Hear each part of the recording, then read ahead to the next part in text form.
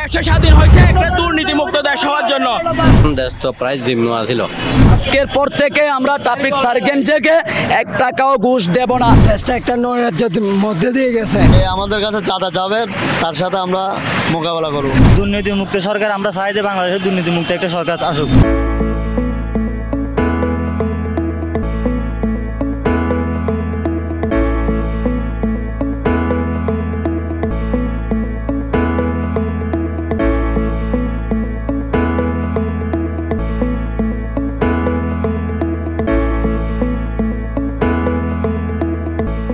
দেশটা একটা নৈরাজ্যের মধ্যে দিয়ে গেছে, কিন্তু এখন শান্তিতে বসবাস করতে পারবে সবাই।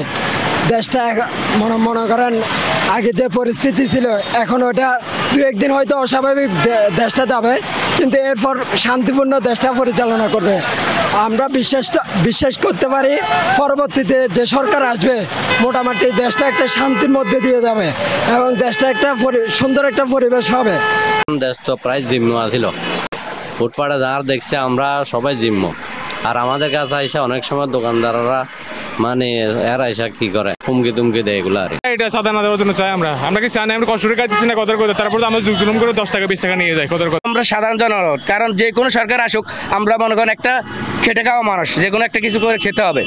বর্তমান প্রেক্ষাপটে মনে করেন কেউ যদি আমাদেরকে সহযোগিতা করে, এখন অনেক আসবে মানে সংবাদ আসবে চলে যাবে, কিন্তু আমার একটা অ্যাক্সিডেন্টে কিছু হলে কেউ এটা প্রকাশ করবে না, এটা দায় হবে। আমরা তো সবাই যে এটা চাঁদা মুক্ত চাই, অবশ্যই আমরা সবাই চাই চাঁদা মুক্ত হোক দেশটা।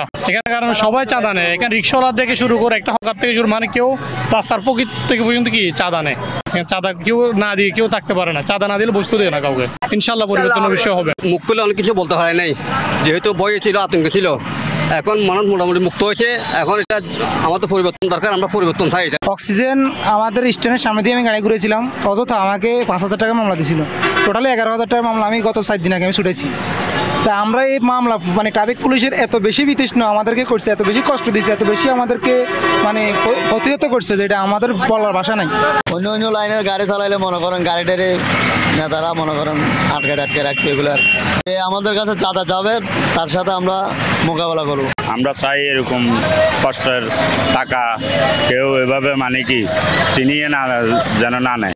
আমরা চাইবো জিরো টলারেন্স বাংলাদেশে হোক এবং সমস্ত নাগরিক যেন শান্তিতে বসবাস করতে পারে, সেটা আমরা অবশ্যই আশা রাখি। এবং সমন্বয়কদের কাছে আমার দাবি, এই বাংলাদেশ যেন কোনো স্বৈরাচার শাসক না আসুক এবং আওয়ামী লীগ সরকার পতন হয়েছে এবং আবার যেন পুরাতন কোনো সরকার না আসুক এবং আওয়ামী লীগের বি টিম যেন না আসে, এটা সমন্বয়করা বলছে, আমাদেরও দাবি। এবং কোনো ধরনের এই দেশে আবার ফ্যাসিজম তৈরি হয়, ওই ধরনের সরকার যেন না আসে, ওই দিক খেয়াল রাখার জন্য। আজকের পর থেকে আমরা ট্রাফিক সার্জেন্টকে 1 টাকাও ঘুষ দেব না। যদি দিতে হয় ডাইরেক্টলি সরকারকে দিব, সরকার যেটা প্রাপ্য সেটা দিব আমরা, এর বাহিরে আমরা দিব না। এবং কি কোথাও লাইনম্যানকে আমরা 1 টাকা দিতে রাজি না, মাসিক চাঁদা টাদা কোনো কিছু আমরা দিতে রাজি না। সেনাবাহিনীর প্রধান আমাদেরকে বলে দিছে, চাঁদাবাজি যদি পাও আমাদের হাতে ধরে দিও, আমরা সোজাসুজি ক্যান্টনমেন্টে যাই, ওদেরকে ধরে দিব। এখানে রোডের মাঝে আমরা পাবলিক কল আমরা জনগণের কলে যে কষ্টগুলো পাইতেছি, লাইনের মাঝে যে অত্যাচারগুলো করতেছে, এগুলো আমরা সহ্য করতে পারতেছি না।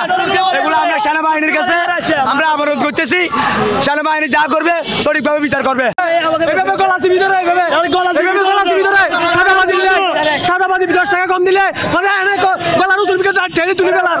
দেশটা স্বাধীন হয়েছে, তো আমরা এমন একটা দেশ চাই এখন যে দেশ সিঙ্গার এতদিন সবাই ডিজিটাল বাংলাদেশ বলছিল, আমরা চাই আমাদের বাংলাদেশ ডিজিটালি স্মার্ট হবে। প্রত্যেকটা মানুষের দরকার সচেতন হওয়া। আমরা এতদিন মুখ বুঝে সবকিছু সহ্য করছিলাম, এখন থেকে আর কোনো কিছু মুখ বুঝে সহ্য করব না। প্রত্যেকটা অন্যায়ের প্রতিবাদ করব এবং আমাদের ছাত্ররা প্রতিবাদ করছে বলেই আজকে আমাদের এই স্বাধীনতা আসছে। তো আমরা যারা আছি এখন গতকালকে থেকে আমরা অনেক ধ্বংসযজ্ঞ দেখতেছি, আমরা কেউ চাই না এগুলো ঘটুক, কারণ আমরা দেশের নাগরিক, এই দেশটা আমাদের বসবাস এবং আমরা এই দেশেরই নাগরিক এবং এই দেশের প্রত্যেকটা সম্পদ আমাদেরই সম্ভব। ছাড়া দিব না, কেউ যদি কোনো অন্যায় করে সবাই মিলে প্রতিবাদ করব, ঠিক আছে? আমরা চাই একটা দুর্নীতিমুক্ত দেশ। এই দেশটা স্বাধীন হয়েছে একটা দুর্নীতিমুক্ত দেশ হওয়ার জন্য, অন্যায়ের প্রতিবাদ করার জন্য। আমরা এখন থেকে কাউকে ঘুষও দিব না, কেউ দুর্নীতি করবো না এবং এই দেশটা সংস্কার করার দায়িত্ব নিয়ে ছাত্র আন্দোলন চালাইছে, আমরা তাদের সাথে সহমত ছিলাম।